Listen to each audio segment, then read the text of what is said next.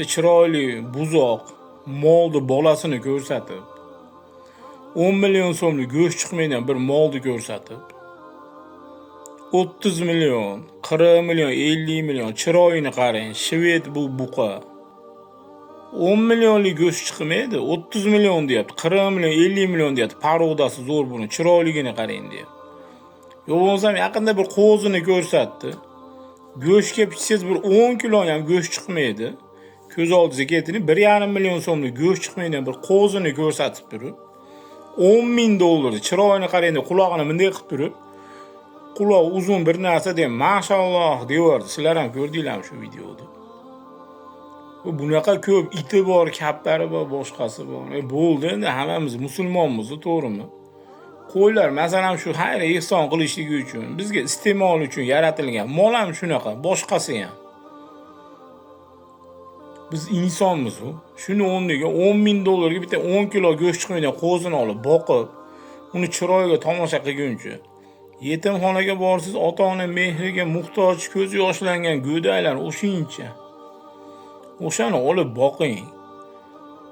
Qarib bir 10 dan tura olmaysiz, tayizga siyib, chichib yotgan paytingizda o'sha bola sizni ko'tingizdan tozalaydi.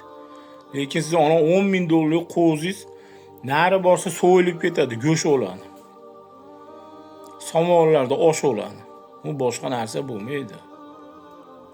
Yana mashalloh deb yetimxonaga boring, shunaqa go'zal farzandlar bor, shunaqa chiroyli bolalar bor, go'daylar. O'g'il, qiz, chaqaloqlar, bolalar bor.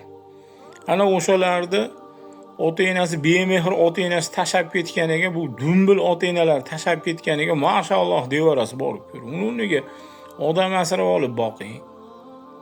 Yana deydi biz shu narsaga o'rganganmizda, bu narsa biz hobbimiz deydi. Uni o'rniga o'sha pulni birovlarga yetim yesirlar, bechoralarga, bansada doriga pul yo'q, qiynalmay yotganlarga borib ehson qilishni hobbi qiling. O'shalarga bering, 10 ming dollarga qo'z olasizmi? 10 ming dollarni bitta kambag'al oilaga bersiz, baxtli bo'lib ketadi-yu. Bitta kambag'al bolani, oilani bir sal yo'lab qo'yishlikni o'zingizga hobbi qiling. O'sha narsaga qiziqing. Chiroyli hayvonga ham qiziqasizmi, jon? Bo'ldi endi odamlar. Alloh barchamiz to'g'ri yo'lda adashtirmasa, rahmat, ama qattiq gapirib yubordim, uzr. 10 ming dollarni isrof qilmasdan bir qiylangan odamga bersiz, bir kambag'alni hayotini to'g'rilab yuboradigan pul bu.